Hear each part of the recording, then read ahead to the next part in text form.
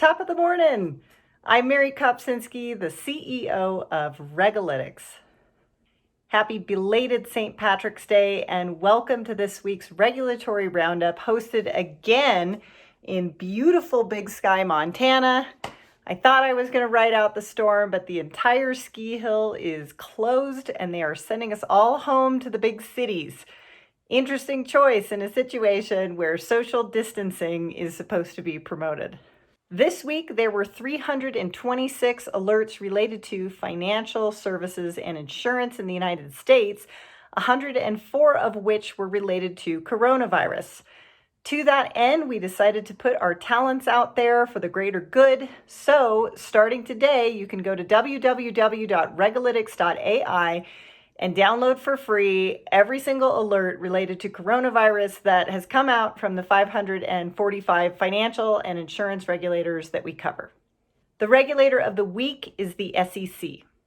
The SEC issued 2 orders related to coronavirus, providing temporary exceptions from certain requirements of the Advisors Act and the Investment Company Act of 1940, mostly around annual shareholder meetings.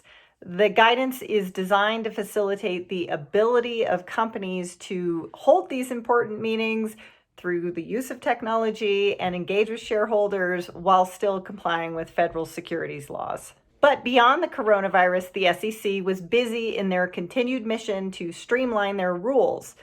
The SEC adopted amendments to the accelerated filer and large accelerated filer definitions. The idea is to reduce unnecessary burdens and compliance costs for smaller issuers while maintaining investor protections. The SEC also passed rules about disclosures for variable annuity and variable life insurance contracts. As part of its normal Paperwork Reduction Act burden, the SEC has to request comment on its existing collection requests.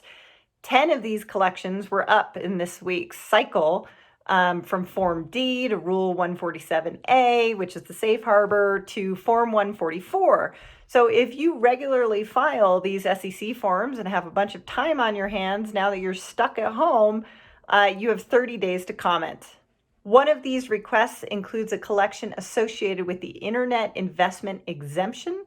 The SEC is soliciting comments on Form ADV, which is a record that demonstrates the advisory business has been conducted through an interactive website. And finally, a broker was fined $333,000 for violation of Reg Show, which regulates naked short selling. The topic of the week for the 3rd week in a row is coronavirus. Just as the actual cases themselves are rising, the regulatory response is exponential in growth.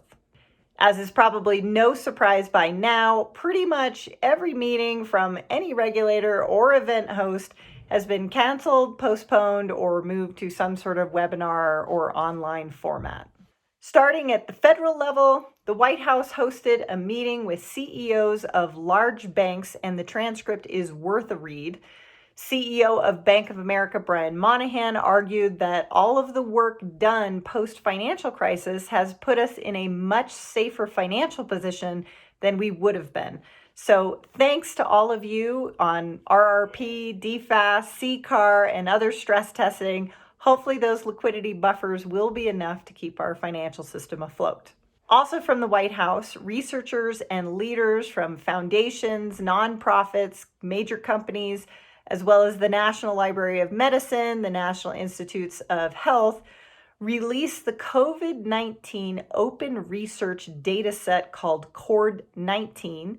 It is full of scholarly literature about COVID-19, SARS, and the coronavirus group generally.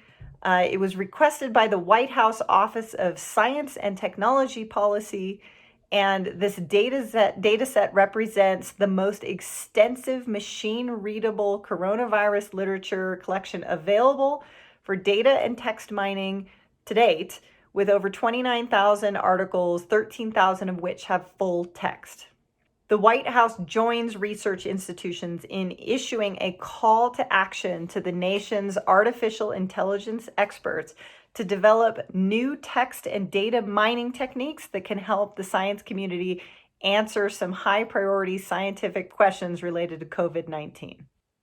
The Federal Reserve Board and pretty much every financial regulator, including the state financial regulators, issued a joint letter to all financial institutions to encourage them to meet the needs of their customers affected by coronavirus. SR Letter 13-6 is called Supervisory Practices Regarding Banking Organizations and Their Borrowers and Other Customers Affected by a Major Disaster or Emergency. It outlines the supervisory practices that the Federal Reserve System will employ when financial institutions and other customers are affected by coronavirus. The FFIEC issued an alert reminding financial institutions that their business continuity plans since 2006 should actually already address the threat of a pandemic outbreak and its potential impact on the delivery of critical financial services. So if you're in charge of managing this, go find your BCM plan because it's probably already in there. The FTC is creating a temporary e-filing system for pre-merger notifications. During this emergency, all filings must be submitted via the system, and all hard copy and DVD submissions will be suspended. The Commerce Department is revisiting its 2020 census plan in light of coronavirus. The outcome of the census impacts federal and state budgets, so it's important to respond online. And since you're all bored at home right now, you might as well get it done. The U.S. Department of Labor announced new guidance outlining flexibilities that states have in administering their unemployment insurance programs that will assist Americans affected by the COVID-19 outbreak. U.S. Treasury Secretary Steve Mnuchin convened a call of the President's Working Group on Financial Markets to discuss recent market conditions and activity. The group includes a subset of the full Financial Stability Oversight Council. FinCEN would like to remind financial institutions to contact FinCEN as soon as possible if COVID-19 is going to cause delays or inability for you to file timely Bank Secrecy Act reports. On a state level, there were so many executive orders and curfews and closures that I can't cover it all here. However, a few were eye-catching. Alaska, Connecticut, Idaho, and South Dakota's governors all have declared disasters, so businesses can officially apply for disaster assistance. Rhode Island's legislature is pushing their governor to do the same. The Florida Office of Financial Regulations provided guidance to both Florida securities professionals and Florida state chartered financial institutions regarding COVID-19. The State of Vermont Department of Financial Regulation issued new regulations for mortgage loan originators, especially those that are temporarily working from home or at a company designated location due to COVID-19. Apparently, the normal law requires mortgage originators to work from a Vermont licensed office, but the regulator has clarified it will not take action if the worker conducts activities from home. Indiana, Montana, and Pennsylvania have directed their insurance regulators to insist that COVID-19 related testing is covered. Indiana says that child care facilities and meal providers that remain open will not be penalized by insurance companies for doing so. Minnesota reminded its citizens to check travel insurance policies before traveling to make sure there aren't any carve-outs that would allow the insurance company to be off the hook. South Carolina's price gouging law came into effect. I'm sure we will see more in other states given the news that Amazon has shut down some people for price gouging hand sanitizers. And even though it isn't financial, it is certainly eye-catching. The Rhode Island Department of Environmental Management is urging all Rhode Islanders to refrain from flushing disinfectant wipes and instead dispose of them in the trash. Apparently, a major wastewater facility has gotten clogged as a result of wipes being flushed down the toilet. The SROs were also hard at work related to the pandemic. NASDAQ, the New York Stock Exchange, have both been furiously working to modernize all of their regulations around trading halts in light of the crisis. ICE Futures US notified the SEC that it has taken action to grant intermediaries temporary relief from certain portions of its rules in response to the COVID-19 pandemic. Maybe related to coronavirus, maybe not. The LTSE dropped its fingerprint-based background checks of employees and now defers to the FBI-approved channel partners. And believe it or not, there were topics other than coronavirus that came up this week in US alerts. The White House issued a bill related to 5G networks.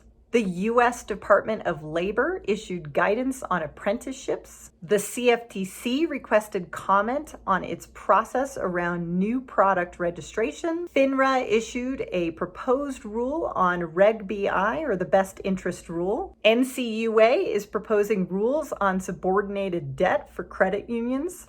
Florida created a financial technology sandbox. Indiana has been warning its residents about smishing, which is basically fraud via text messaging. And finally, Connecticut passed new rules on medical marijuana use. That's it this week for Regalytics US alerts. Go to www.regalytics.ai right now and sign up for our coronavirus financial alerts so you have it all under control. In the meantime, I'm here every Wednesday, and the longer version is, of course, on YouTube.